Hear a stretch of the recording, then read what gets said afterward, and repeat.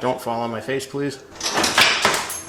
So then what we ended up doing is fabbing up these guys right here. They're essentially the same, just mirror images of each other. This portion here is from the Toyota bumper bracket. We have a triangle gusset here, and then this was just stock steel I bought from the hardware store. Don't have fab tools, you guys. I'm not a fabricator, so everything you see here was done, like I said, with that stick welder and with an angle grinder, a cutoff wheel, and a hacksaw of all things.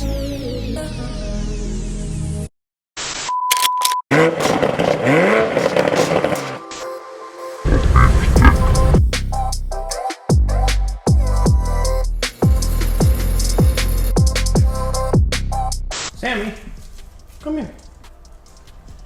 Did you put in some good work? Did you? Yeah. So there we are, guys, right to the spot that held up this entire video was getting the Toyota front bumper actually mounted on here, bolted down. I made my own bumper brackets. We're gonna get into all that in a minute. I just wanted to show you how it looks though. We do have a little bit of fine tuning to do. I started the process of taking it off before I picked up the camera. Nonetheless, you can see that is what the Toyota bumper looks like, bolted up. We're gonna get into the video right now, talk about why the grille looks like this, what else we have to do with the bumper. Let's get going. So like I said, behind me you can see we got the Toyota bumper mounted up on our B2000. This was a big thing back in the late 90s, early 2000s when mini trucking wasn't as well dead as it is right now. I'm super stoked to have this on here. We have a few little adjustments to make. You can see the corner of the bumper kind of pokes out on the sides there. We have a way to remedy that. Reason this video has taken so long to get out is I made the bumper brackets, which we're going to talk about. I wanted to get to a point where I felt good about how the bumper was sitting on the truck before we put our new grille on, before we worked on restoring the bumper. We have to clean it up a bit. I didn't want to risk scratching it after everything's all refinished, so we had to get to this point first with the bumper brackets we're about to show you. I'm going to set you up for a time lapse, get this off of here, we'll show you the brackets and talk about a few other things.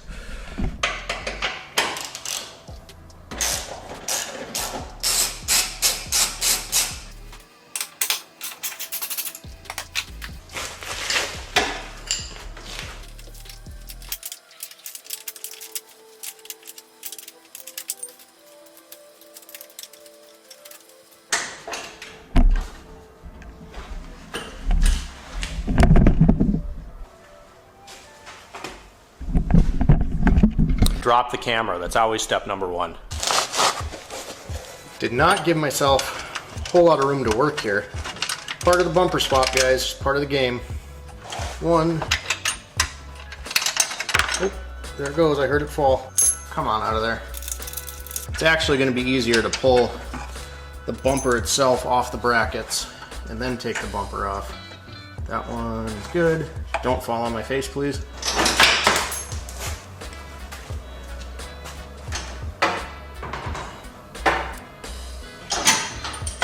Bracket number one.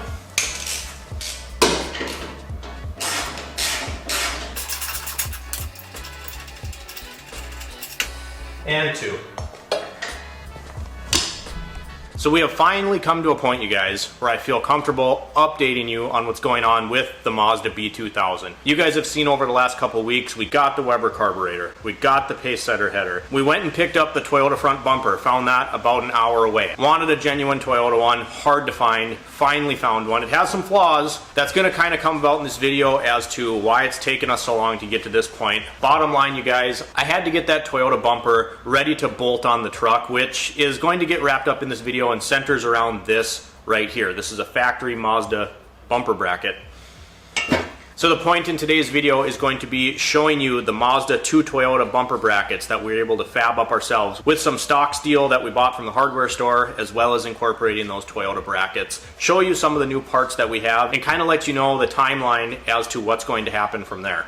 So getting to this point here and what's taken us so long to give an update on the Mazda video. I've worked on some stuff in the background, but it was centered around this issue right here. This is a factory Mazda bumper bracket. You can see how this guy's mounted right here. This goes on the top of the frame, so the bracket sits this way. It's slotted for some adjustment. This portion here sits on the front of the frame, is not slotted for any adjustment. Now, of course, this part would work just fine with the truck. This end here that bolts to the factory Mazda bumper is nowhere close to a Toyota bumper bracket. So I'll flip you around in a second here and show you the first thing that I tried to do was I thought, I have a welder, I have grinders, cutoff wheels, I have the Toyota brackets that I got with the bumper, I have the Mazda brackets. Why can't I just put something together? Well, this is why. We'll get to these guys in a little bit, but this is every piece and adjustment and cut that I made trying to take the Mazda bumper, cut it, weld the Toyota portion on, and make something like that work. By the time I got to a point where that actually was going to work, it was physically too fat to fit through the core support of the truck. It wasn't going to work. I finally got it so that it would work, but without hacking up the core support, the physical bumper brackets, you know, all these angles, and this will help me explain a little bit. This physical thing was too fat, too wide, too thick. You know, I ended up hacking like this off. I mean, you can see all those pieces there. By the time I got this with the Toyota portion here and this part, it would not fit back into the truck without taking substantial amount of metal out here, and I needed, it was a mess. It was a complete disaster, and you can see that is many hours of me cutting, adjusting, test fit, trial, error. Wasn't gonna work. So then what we ended up doing is fabbing up these guys right here. I'll get you a couple different shots of these. They're essentially the same, just mirror images of each other. This portion here is from the Toyota bumper bracket. We have a triangle gusset here, and then this was just stock steel I bought from the hardware store. So you can see we mimic that tab here, we mimic this tab here. These are significantly longer, and this is slotted now so that we can make adjustments here. Not the prettiest welds, 6013s and a 110 stick welder, no gas, no nothing like that. I just shot a coat of spray paint on them. Don't have fab tools, you guys. I'm not a fabricator, so everything you see here was done, like I said, with that stick welder and with an angle grinder, a cutoff wheel, and a hacksaw of all things. So, not super pretty. They work. I'm proud of them because I physically took something off another make and model, made it work. Back in the day, there were companies that sold these for the Mazda trucks. You could go out and buy conversion brackets that were professionally made. They looked much better than mine. I don't care. No one's gonna see this, and it physically works.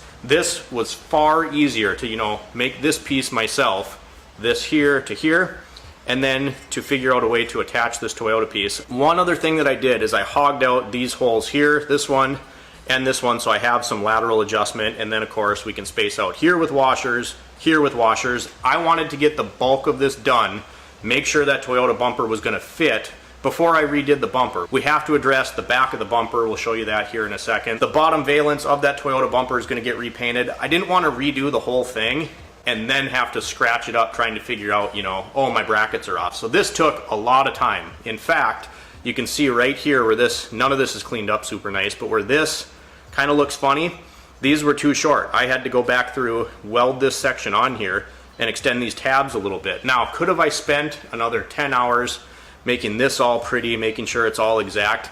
I could have, but these are gonna serve their purpose. I'm super proud of these. It's something that, you know, took a lot of time to figure out. You know, again, I'm not a fab guy, so this isn't something I do every day, but I was able to figure it out, make it work, and now we can move forward. Just one more look at them. That's those brackets right there. It's hard for me to see when I'm filming, but hogged out these holes here. Paint got a little scuffed up from mounting, dismounting. And you can see, I mean, not terrible. They're gonna be strong enough. It's gonna work. There's my bottom tab. There's my top tab again where I had to kind of extend them.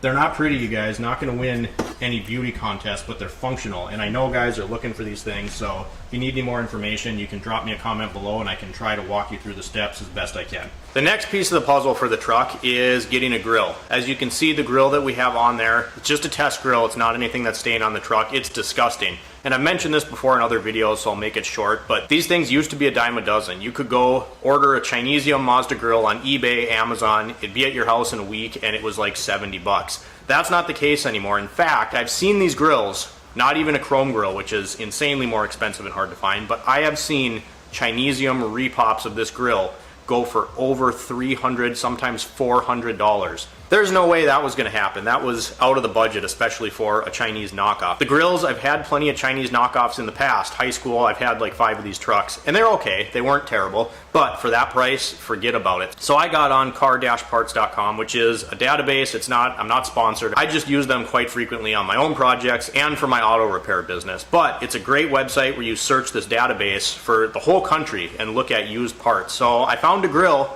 and it was $35. So I call them up and I'm like, I want this thing. It's faded, it's not in great shape, but I want it, right? I'm gonna throw clips in here of me working on it. The grill was in good condition, but it was all faded. So I found it, I called the company and I'm like, okay, it's in Oklahoma, how much to ship it to Minnesota? $20. And so I was like, okay, so I can have this grill for $55 shipped to my door. Yes, I'll take it. So a couple days later, I get a phone call and I answer the phone and the guy goes, yeah, so I got bad news on your grill. Well, I'm thinking, okay, he misquoted the shipping because $20 to ship this big box with a grill seems way too cheap, right? So I'm like, whatever, you know, maybe it's going to be $100 to ship it. Still better than a $400 Chinese grill. No, that wasn't the thing. There's like 3 little bolts inside the grill outside of these outer portions by the lights, and when they went to pull it off, the guy didn't see those 3 bolts, pulled, broke my grill. So I'm just expecting this guy to say, hey, I'll give you a refund. No, and I wish I could look it up, it's on my computer, but I saved their contact info because the customer service was absolutely fantastic. So anyway, this guy goes, no, I searched, I found you another grill at a different company, I bought it, I'm gonna send it to you for the same price. Have you ever heard of customer service like that? So anyway, I'm like, you know, you don't have to do that, I really appreciate it, because they're hard to find. He goes, nope, it was our mistake. Week later, I have the grill at my house, it needs to be redone. So we'll get into the meat and potatoes of what products I used in a second here, but everyone thinks spray paint sucks, rattle can sucks, right? It does not suck, you're doing it wrong. There's a process, there's different products you should use, a technique you should use, and if you know what you're doing, you can make rattle can look pretty good. So I wanted this grill to be matte black. So the first thing we did, I sanded it all up. It had a few cracks in it, so we're gonna show you that here. There's more than one way to skin a cat, but what I did to address these cracks, which is a way that works really, really well, is I actually opened them up, as you're seeing here. I took a Dremel tool and I actually made the cracks bigger. And the purpose of that was so then our next step was to fill those cracks with epoxy, as you can see here. So it looks really bad right now. It's gonna take some sanding to get these to look nice. We get them all filled with JB Weld, let it cure, let it dry. It's rock hard, and now that we've made that crack bigger, there's actually enough room for that epoxy to work. If you just leave the cracks, those hairline fractures like that, and skim it over the top, it's gonna flex and pop right off of there. So we did that, then we sanded it down, got everything nice and smooth, then we were ready for paint. Again, I'll show you the products over on the table. We go over some parts here, but I used an adhesion promoter, then a self-etching primer, then a matte black Rust-Oleum paint, which Rust-Oleum I love. I like the coverage out of it mostly. You have to top coat it if it's going to be outside. So then I used a Spray Max 2K clear coat, which is a professional clear coat in a can. I've talked about it many times on the channel. There's a UV protectant hardener catalyst inside the can. You puncture it, it's a 2-part paint in a can. So then we went over it with that. Grill looks really nice. I had to get an emblem, which we will show you in a few seconds here. But now the grill was ready to go. I'm obviously not going to use that when I'm mounting up the bumper. So that's just been sitting waiting to show you, and I've been so anxious to do this video, you guys. The grill's been done for a couple weeks. I've been pulling the Mazda in after hours, after work, and working on these brackets. I don't want to have everything redone and then not be able to fit this bumper on there and have to make major adjustments. It's just asking for issues. So now we're going to go over to the table. We're going to look at some of the parts that we have. We're going to show you the grill, the products, and a few other things that have been done along the way. Before we head over here, we've showed you this in other videos. There is the steering wheel that we got redone. Woody's Custom Coatings and Repair did our new modified manifold. So this is actually like a chrome powder coat. We're going to show you this in a few minutes when we talk about the new shoes. There's a lot to go over here. This is the Weber carb hat for the new carburetor, and we had it laser etched with our logo inside. Just, I don't know, you guys, I'm having fun with this one. This build's for me, and I'm having fun with it. So I thought that turned out really cool. Kind of shiny, hard to get, great look at it. And what's funny is, where is it? Thumb on it. He actually did a little test on it first, so the shift wrench repeat logo, it's up in the corner here as well. And then once he got the depth right, he went ahead and did this. $20 to do that, so I thought that was a win. Just kind of a little touch that, you know, only I'm really gonna see. Really crowded table over here. There is our redone grill. You can see that thing turned out awesome. That is the paint that we just talked about. And then this emblem right here, this is the funniest part of this whole story, is you can see it was a genuine Mazda emblem. These two, this was the one that was on the truck, got absolutely destroyed when I tried to get some old paint off of it. These aren't actually metal. They're just like tin plated over plastic. So I knew that wasn't gonna look good. This one had similar peeling issues, and I was just like, I messed around with some colors, some texture. I'm like, I want it to look good. But the funny thing is, that was $35. So I paid $35 for the whole grill, and then to get the proper emblem, it cost me $35 to get that too. We got lots of parts, guys. Some of them aren't even here right now. These are clear lenses to go in the Toyota bumper.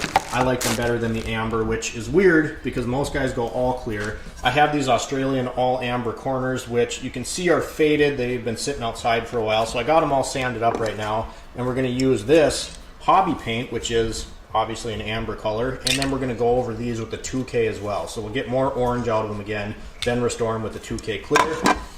This is the primer I used on the bumper. This Duplicolor plastic adhesion promoter is what I use to get paint to stick to plastic really nicely. This stuff sprays really super even. Everyone always wants Bully Dog adhesion promoter, and when I went to look at the Bully Dog, the can was a little bigger, more like this can here, but it was $58. And it spatters. I've used it, you guys. It splatters all over the place, and it's like, yeah, now I really want to put my paint over all those lumps and bumps. This stuff sprays out really nice. It was $11 for that can. Then we went ahead, hit it with this acrylic enamel. This is a Rust-Oleum. It's a flat black. The 2K clear, I actually threw the can out because it was old and used up, but it's Spray Max 2K clear, and you can either get gloss, which we're going to use on stuff like this, or you can get a matte clear. So it's still a 2-part clear, which is on that grill, but it's Spray Max 2K clear, which means 2-part catalyst, hardener, UV protection. Moving on down the line here, this POR 15 top coat. This is really, really good paint. Again, it's from the POR 15 line. We're going to use this on the bottom valence of the truck. I wanted that part to be glossy. I did not want the grill to be glossy. I wanted that matte. But I thought the valence came glossy from the factory. It's kind of a Toyota charcoal, and this is all black, so I'm gonna use this stuff, really super durable paint. I've had this stuff on roof rails, things like that see a lot of sun, UV exposure. It gets hot here. It was 100 degrees over the weekend. In the winter, I've seen negative 40. My vehicles are never parked inside. I used this on the roof rails for the Mountaineer. Didn't put any clear on it. That was about 2 years ago. Still looks just that glossy. Tough stuff, so we're gonna use this on the front valence. And then this paint here, this is kind of like little blast from the past story time. You can see this says engine paint, outboard and inboard. Yamaha blue gray. So Yamaha outboard engines, this is the kind of blue, pretty metallic gray that is on that cover. When I was in high school and I had my first Mazda pickup, I was redoing pieces in the interior, right? And I was like, ooh, this is a pretty paint. And it kind of mimics the factory colors, but with a little bit of sparkle and pizzazz to it, right? So I took this out of the garage and I painted all my parts with it. I was all excited. Turns out it was the touch-up paint for my dad's boat motor, and he's like, where'd that can of paint go? It was special order. So this is just kind of, again, for me, I thought it was fun. I'm like, I'm gonna reintroduce that because I really liked that color on there. So we're gonna do some of the interior parts with this.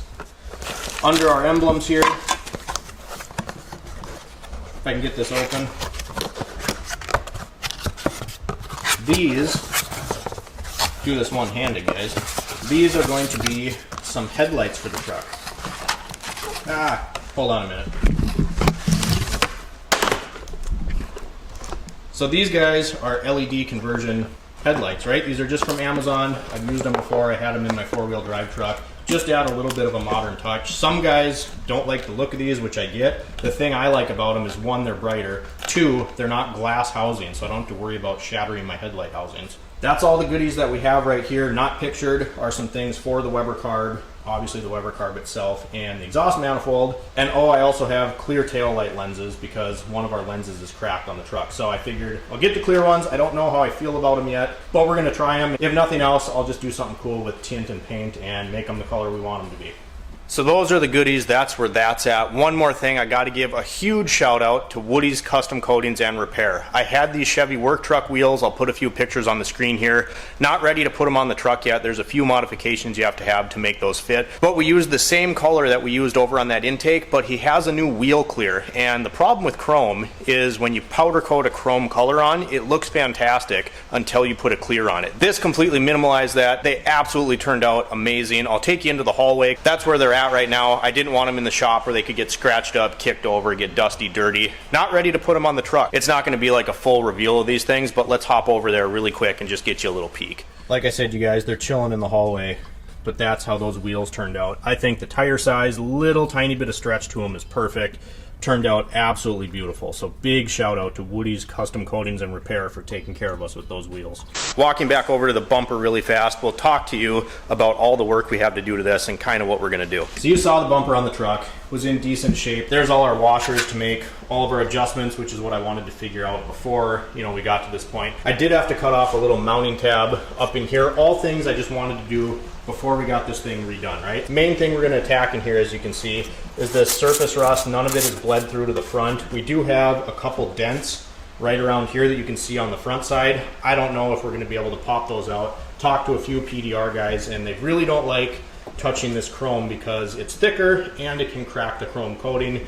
So I don't know if we're gonna just leave them the way they are. Where I'm at with that is we're gonna kind of see what this chrome polish is out to be. There's a few little blemishes. If it's gonna be super bad, maybe we scuff this whole thing up and shoot it. And then I can just use some sort of a body filler, fix those dents, or we just leave it and deal with it and realize that it's a 1992 Toyota front bumper. But all of this, we're going to take you along, strip this out, get it recoated, make this look nice, probably clean up these edges. I don't want this to rot away anymore. So there is a way to clean this up, and this is the next part of the process, is redoing this. We're gonna clean this all up and get it sealed so that it can't rust anymore. If we look at the front side of the bumper here, you can see there's a few little blemishes. I've seen a technique that we're gonna try that supposedly takes care of that. Overall, bumper is in pretty good condition. You can see that there. Again, this bottom valence portion is gonna get painted black. We're going to show you a similar technique that we used on the bumper, fixing this, and I'm nitpicking, you know, do I really need to fix that? I don't know, but we're gonna paint it, so I figured we might as well fix that stuff anyway. So guys, that's what I had for you today, and it feels great to have the Mazda to this point. I needed to get those bumper brackets dialed in before I felt comfortable redoing the bumper. I did not want to make adjustments after everything was all prettied up. So I'm gonna start chipping away on that bumper. One of these days, what I'm gonna do is pull the truck in here over a weekend probably, and actually do the Weber swap with the header, get everything tuned in, dialed in nice, then we can worry about putting the parts on. So this kind of goes in stages, and today I just kind of wanted to get you up to speed on some of the parts that we had, what's been taking so long to get the bumper, you know, get the facelift done, get the truck back on the road. And I'm super excited to get the wheels on it, get this thing looking really good. The front end's gonna look awesome. But all this stuff just takes time, and our shop is small, so I've been doing this after hours in the evenings. You know, I have customer cars to deal with during the day, so it's taken a while. And again, I'm not a fabricator, so it took me a while, trial and error, to figure out those bumper brackets. Super excited about how those turned out. And yeah, today I just wanted to show you some of those parts, get you up to speed, and let you know what's coming next with that project. So next step is going to be get that bumper done, so all that stuff is ready to put on the truck along with the grill. And before that, probably get it running right. So get the Weber swap on there, take you along for that. We'll show you how to do that in case you want to put a Weber on your truck. I won't skip over that. We'll do from tearing the old one off to putting the new one on, getting it running, adjusting it so it idles decently, all that good stuff. If you guys enjoyed the video today, make sure to leave me a like down below. Comment with any questions or concerns, of course. I try to get back to everyone in the comments. I'm excited to see the Mazda progress, you guys. I hope you are too. So thank you so much for watching. We'll see you next time.